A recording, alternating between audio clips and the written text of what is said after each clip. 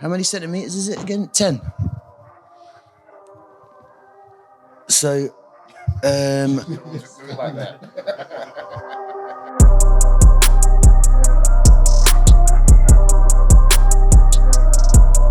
Hi, I'm Ross Buchanan, and I'm joined by the Libertines for the latest in the In Conversation series for NME. How's it going, guys?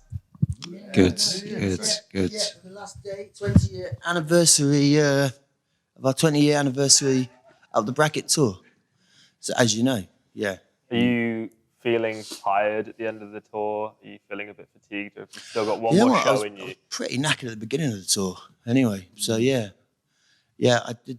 Got this thing. We've all got like scurvy and shit like that. And, I ain't got scurvy either, but I've got that thing where my eyes keep going up and down like I'm bouncing, even though I'm sat still sometimes. I know the feeling. Yeah. It's road legs. Yeah, I think it's been a long tour, hasn't it? And we were kind of just living on a bus, for a month, which it's been amazing. Do you have any standout moments from the tour so far? There's some interesting Italian chocolate bar names. What's that one? Tronchi Nocchiato. Yeah. Tronchi Nocchiato. Prague was pretty special. We'd never been there before as a band. And we had a little horse-drawn carriage ride around the town. And then the crowd, there was no barrier or gap between us and the crowd. We were just like crotch high with the drinks on the stage. And there was just like proper bouncing checks, man. It was amazing. Like an old sort of Dada theatre, wasn't it? Yeah. Like, I don't know, very cool. Bohemian. And the beer in Prague is incredible. It's like, We went to. We went to. It's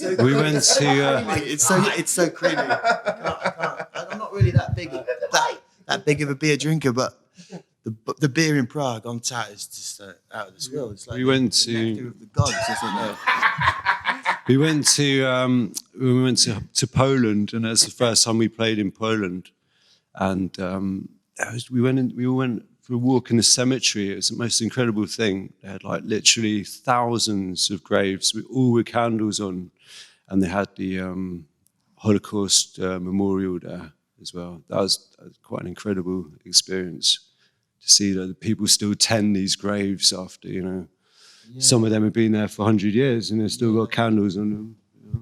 The weight of history weighs heavy in those places in Eastern Europe, right? And of course, you're just across the border from Ukraine as well. And they've taken in millions of refugees, obviously in Poland. And there was quite a few at the gig. It was quite emotional. Yeah, there was Ukrainians.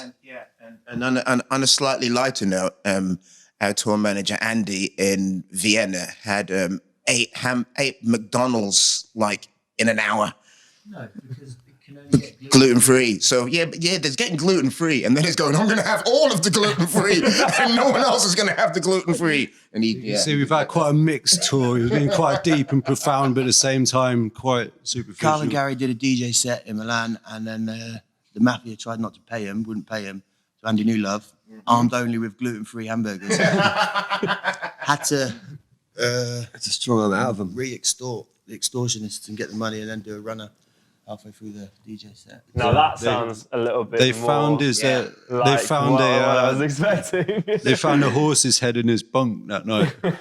Yeah. So aside from that, like, how do you think this tour has fared from the original tour for Up the Bracket 20 years ago? Like, what's been the differences there? I think generally speaking, I think we have actually paid more attention to everything that we've been doing this tour, as opposed to when we did it 20 years ago. 20 years ago, it was, I think you guys used to say, backs against the wall, smoking furiously, and we'd go on stage and we'd play as really hard and as fast as we possibly could do, and then go back to the dressing room and drinking hard as fast as we possibly could do, and didn't really pay any attention to the outer surroundings. And I think this time there's been a lot more due care to everything. The musical approach is a lot more considered. The approach with the fans is a lot more considered as well. It's communicate a bit more with the fans. Finally got it into our heads that maybe they do actually like the album, and that's why they're here to see us. And it's been a bit of a, just because of the general mental illness of the band, things like that have always cropped up. So you're talking to the fans, trying to enjoy it. It's been a bit strange because the album, it's quite like a garage rock album, and then you suddenly dip into Radio America, and we don't normally bring the acoustic guitars out You know what I mean? Yeah, how's it been playing some of the songs that you've maybe not played that much before? Have you enjoyed it? What's the reception been like for Radio America? It's hard to tell. I mean, I presume people like it, but it's hard to tell. I mean, I think they love it. I think people do like it. I mean, it's taken me personally 20 years to actually to find a part to play on it. Like you play a different part every night as well. I do. It's minimal. It was always been my contribution to that has always been minimal. I think that adds to it. That's You fell asleep during the original recording, didn't you? You did. You can hear it on the, you can hear it. It goes like that on the. yeah. We should do that again on stage. 1 minute 37. It was. Yeah, no, we used to just get to the end of our get along and kick everything over and fall off stage. Now we just, the mic stands will stand and we take a bow. I used to do that. I used to go come off stage. I get along with being, it was essential to my part in the song was to destroy things at the end. I thought it wasn't doing justice. I think that was all of our part, and we cared so much about it. Not that we don't care now, but I think there were more useful ways to use our caring. But then I used to just absolutely go fucking mental, and then I'd be quite shaking, and I'd go off stage, and I'd go in the corner, puke in the bin, and no one could talk to me for about half an hour, or I'd tear their throat out. Now things have changed. I think what we used to do is hide our performance and our ability behind theatrics. That's what it really came down to. Back in the day, it was all about like the expectation of the audience and what we thought they expected us to do, as opposed to us actually just placing those expectations on ourselves and just doing what we needed to do. Now, we enjoy playing more. So in fact, a couple of days ago, Peter actually said we were soundchecking, and he enjoyed the sound check because it was just us just playing and enjoying playing and enjoying the company than anything else, because there's no expectation, there's no catching the gaze of somebody in the audience and wondering whether they're actually getting into the show or not. There's none of that. It's just us guys playing the music that we love playing and have loved playing for 20 years, having a great time together. And there's more of that now than there was back then. It really Definitely. really feels like you guys are like stronger than ever as a unit. Yeah, Would you agree with that? we get on amazingly. Yeah, man, we get on great. Yeah, we get on all right. Yeah, it's fine. I think I overshared a bit about my early stage days. Thought I was going to back me up and join in. A bit embarrassed now. We've had some good support acts as well. It's good to see some amazing young bands coming through. Bands that I know if they'd been around 20 years ago, they'd have been huge. I don't know what's going on with guitar music, but it's a band called Dead Freights, who are just like, I don't know how to describe them, really. A bit of suede, a bit of just something really original. They're a really good bunch of lads as well. Thunderous, like unstoppable force energy. Yeah, they're pretty special bands, yeah. Who else have we had? Gary, by the way, is producing the Dead Freights as well. Kind of discovered them. So look out for them. And on my label, Shaq Originals, we've got a wicked band called Pre-Goblin, who I don't know if you know them. Great time to cough, Carl. I missed that. Yeah, Pre-Goblin who supported us, and great times had by all because they're a splendid band. Amazing tunes. Hoping to put them in the studio in the new year. So look out for them. The Strap Originals release, Dead Freights release. John, you releasing anything? I am actually. Yeah, I've got a new album coming out next year. April Rainers. Hey. You brought Jamie T on stage at Wembley. How did that come about?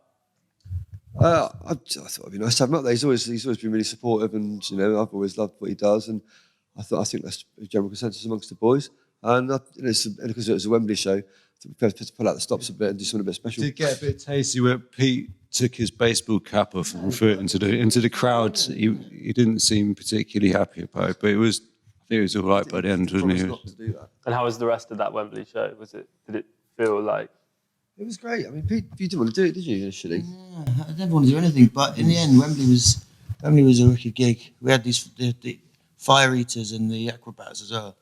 But that's almost harking back to like the original theme of the band, isn't it? This kind of like theatre and this. Theatre in a whip round. Yeah, it was a good London. It was a good partisan London crowd as well, and it was the lad that supported us there. Oh, yeah, Louis Dunsford, yeah. Northwest London forever. We've got Super Mick Arteta. He's got exactly what we need. London Irish thing going on with his band, but great lyrics as well. That was like really exciting for me to see just some young talent coming through. Looking back at Up the Bracket, you wrote a lot of those songs in like in your early friendship. How has that kind of manifested? And do you feel nostalgic playing the songs now? Does it bring up any old feuds or memories or? Same old enemy, huh? Freaking out the feuds. We're not going to fight, I tell you. They definitely, they've always had a kind of nostalgia about them.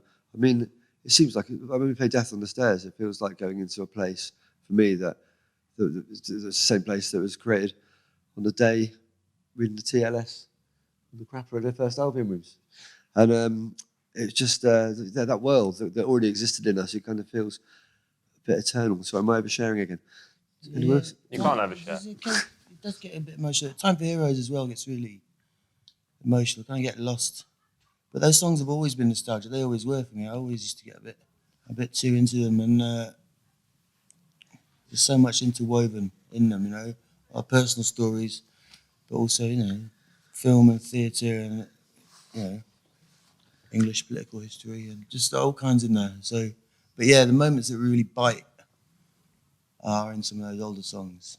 Going back to that period of time when you just kind of signed your first record deal, do you remember what happened? And you guys have spoken about being on the dole and just doing those guerrilla shows. Do you remember what happened when the money first hit your bank account and you were like, "We're going to make"? I specifically remember because I didn't see a fucking penny of it. We got it all out and we took it home in bundles of 50s and we put it in the fridge and we ironed it every day because I'd seen Charles Lawton do it in a film somewhere, and then spin it all on old guitars and drugs, I think. And on that first tour, you also spoke about going through like quite a few iterations of sound engineers and. Well, I remember our first tour manager. He actually he resigned during the tour. The tour budget went missing, and then he resigned. In fact, we made our personal mission. Not just because we didn't trust anyone. So paranoid as well. No, we got. Do you not remember? Every sound engineer was making Carl's vocals better. So We had this. We were on the road, and we had this TM. He was quite new. He took us to his grandma's house in Ireland, to his mum's house, to have tea. And he'd taken the Strokes there before. And then once we were going down, we got pulled over, and he goes, "He's a quiet lads." And the police came to the window, and he did something, and they went and fucked off. And then it turned out. He turned out he was a Rozza. He wasn't an ex. He was an actual Rozza. He was a special constable. I don't know why he was tormenting bands, but He took us for lunch at the train station, and we went straight through the barriers. He just showed his badge and just took us straight through the barriers. he turned up in uniform at the No, I remember he lost the float. That was on the way to Bristol. Remember I used to sit in the front of the bus with him, listening to classical music, counting the money, and also because it was a pub tour as well, wasn't it? So I'd have to kind of like read the map to try and get to the pub, and he was taking those drugs to stop him from smoking, and every now and again I'd get it wrong and be like, "Go, you fucking idiot, you fucking god!" All right, 2 years' time, the self-titled record's going to be turning 20 as well. oh my god! Any plans for that? Bloody hell. You do the same venues you played the first time. Southampton Joiners, the Leicester Princess Charlotte. That's when you argued with my dad outside. Had a few arguments with your dad. What happened? It was just arguing about music. Oh, okay. Yeah, just arguing about music. It was really fun to hear. He told me I was being disrespectful to the crowd by not saying hello when we came on. Yeah, you did say that. You can't win because when Damon Albarn came, he said, "What?" He said, "You've got to be more abusive to the crowd," didn't he? So, but Gary's dad had a fucking ankle-length leather trench coat though, so it was embedded in my head that be nicer. They paid their money. I can at least say hello, you rude bastard. And finally, I'd love to know about the next record. You guys spent some time in Jamaica writing. What's the latest with that? Yeah, we put a few new songs together, me and Carl. So now the four of us have to learn them, play them, and write a few more. good for management to sort out an actual date for us to do something this side of the apocalypse. Get it out while we're all still here. That's the plan. Yeah. But yeah, it's coming. It's Sounding great, yeah. Sounding good. Yeah. Any influences at all that you can talk about?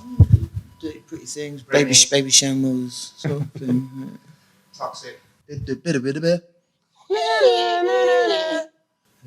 just influences. There's one nice one, that one. Very tired. Shiver. Is that song Shiver? Yes. It's sort of real sentimental. I listened to that last back night, actually. to Delaney Yeah. Mansion sort of days. So it's That's beautiful. sort of France, music and the lights go out type vibe. Yeah. Yeah, I think like sonically we want to do something that we haven't done before. And when it comes to actually making a record, but it's all about the songs first and what we do with them. They always come from the same sort of place. And then when we get to making the record and into production and that sort of thing, then I think we'll be looking to do something, a different energy than before. But yeah, we're not at that place yet. What's next for you after tonight? Bed? You think? I've got my daughter's birthday party tomorrow. Lovely. So I'm I've got my kids on my own. leg it back 3 to weeks. Denmark. My missus on tour. Ships in the night. That's rock and roll, baby. Well, guys, thank you so much for the chat today. Really lovely to thanks, meet you all. Ross. Cheers, man. And best of luck with the show tonight, eh? Thank you. Cheers.